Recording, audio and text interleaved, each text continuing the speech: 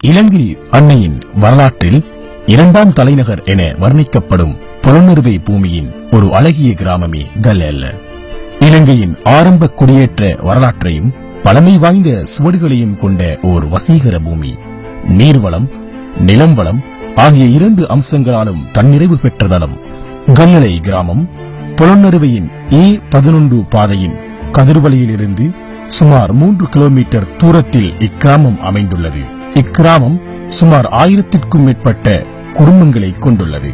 இக்கிராமத்தை அண்மித்து கல்லளை, நெல்சன்புரம், மஜீத்புரம், சுவசத்தகம, சுதுநெலும்பில ஆகிய சிற்கிராமங்களும் காணப்படுகின்றன. சுமார் 500 வருடங்களுக்கு முன்பு ஆற்றங்கரையை அண்டித்த பிரதேச மக்களின் குடியேற்றம் மூலம் உருவானதே இந்த கிராமமாகும். இக்கிராமத்தின் பிரதான ஒரு பகுதியாக பழைய ஜும்மா பள்ளிவாயல் காணப்படுகின்றது.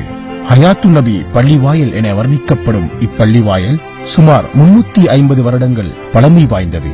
இலங்கையின் மிக பாரம்பரிய பள்ளிவாயல்களுள் 4ஆம் இடத்தை பெறுகின்றது பெருமைக்குரிய விடயமாகும்.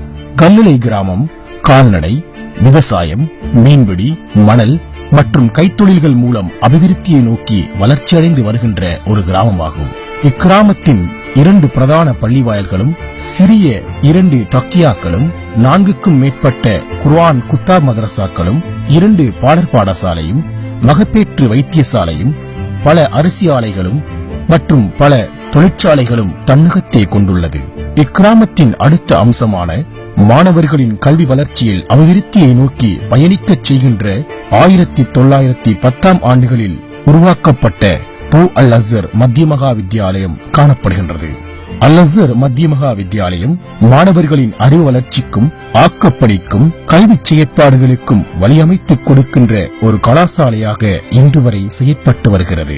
தற்போது சுமார் 40 ஆசிரியர்களையும் 800 மாணவர்களையும் 14 கட்டிடங்களையும் கொண்டதாக இப்பாடசாலை காணப்படுகின்றது. இப்பாடசாலையில் இதுவரை சுமார் 32 அதிபர்கள் கடமையாற்றியுள்ளார்கள். 5ஆம் ஆண்டு புலமை பரீட்சை, கல்வி பொதுத்தராதர சாதாரண தரம், கல்வி பொதுத்தராதர உயர்தரம், கல்வியற் கல்லூரி, பல்கலைக்கழகங்கள் ஆகியவற்றில் எமது பாடசாலை எண்ணிலடங்கா சாதனையை கண்டுள்ளது. அல்ஹம்துலில்லாஹ். இப்பாடசாலையில் கல்வி கற்ற பழைய மாணவர்கள் தற்பொழுது அதிபர்களாகவும், ஆசிரியர்களாகவும், கிராம சேவக உத்தியோகஸ்தர்களாகவும், ஆலிம்களாகவும், ஊடகவியலாளர்களாகவும், வர்த்தகவியலாளர்களாகவும், அரசாங்க சேவை நிலையங்களில் பணியாற்றுவோர்களாகவும் செயற்பட்டு வருகின்றனர். மேலும் பாடசாலையின் அபிவிருத்தி பணிகளை மென்மேலும் அதிகரிப்பதற்கான பாடசாலை அபிவிருத்தி சங்கம் ஒன்றும் செயற்பட்டு வருகின்றது. அத்தோடு எமது பாடசாலையின் வளர்ச்சிக்கு மேலும் மேலும் பங்கு கொள்ள வேண்டிய தேவை கல்லளை கிராமவாசிகளுக்கும் சமூக சிந்தனையாளர்களுக்கும் இப்பாடசாலையின் பழைய மாணவர்களுக்கும் கட்டாயம் இருக்கின்றன.